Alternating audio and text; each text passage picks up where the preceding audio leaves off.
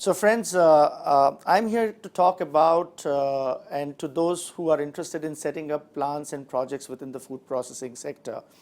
Uh, well, in my 20 years of experience, I have interacted with a lot of entrepreneurs who have been interested in food processing sector or who want to get into food processing sector. So I'm just going to sum up in terms of the common thoughts, questions that typically come up or that are there in the minds of entrepreneurs who want to enter the food processing sector. Some of the most common questions that are there is, should I invest in food processing sector or not?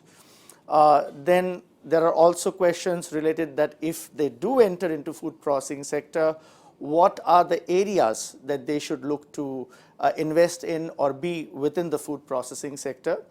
And once they are and running the show, once they are into the food processing sector, what are the critical points or critical considerations that are there to make those projects successful?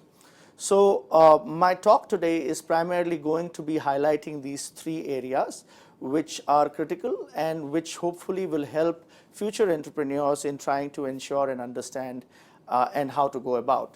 So let's first address the issue of should I enter the food processing sector or not? Friends, let me share with you that Indian economy is till today about 60% directly or indirectly dependent upon agriculture. And agri-commodities, whether it's fruits, vegetable, pulses, rice, I mean, we are the second largest producer and in some categories the largest producers of many of these commodities. So friends, the only way to ensure that you become successful is by doing value addition.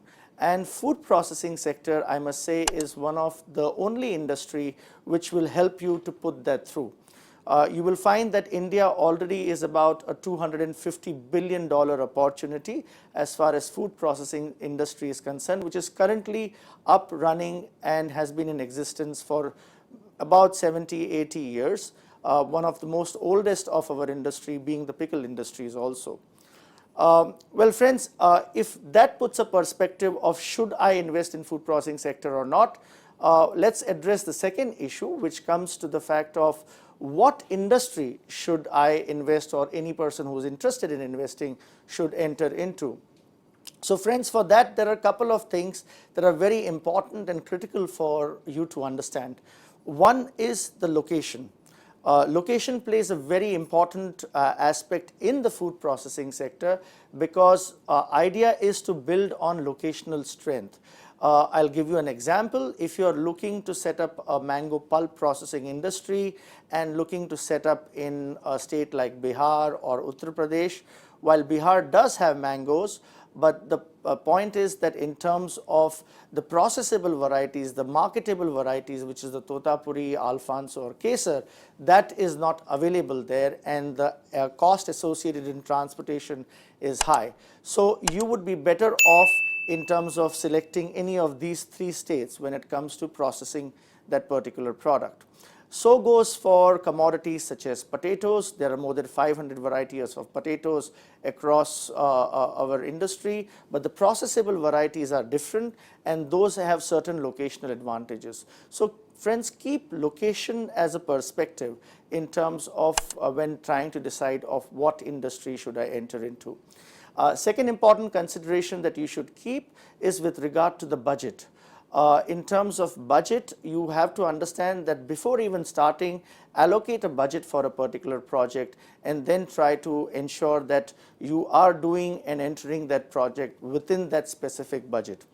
And the third important aspect is to understand what market segment you are planning to enter into. There are so many products, thousands and thousands of products within the food processing sector that you can manufacture, but the key categorization you have to keep into account is the fact that whether you want to enter into a consumer segment that is offering a product which you can offer it to the consumers, or you want to get into a B2B segment which is manufacturing a product which you can offer it to as an ingredient to other industries. So those are some of the important factors. And the third question that is important is the critical considerations that have to be kept when you're looking to set up a food processing plant. So friends, the most critical consideration you should definitely keep, as I mentioned earlier, was the budget.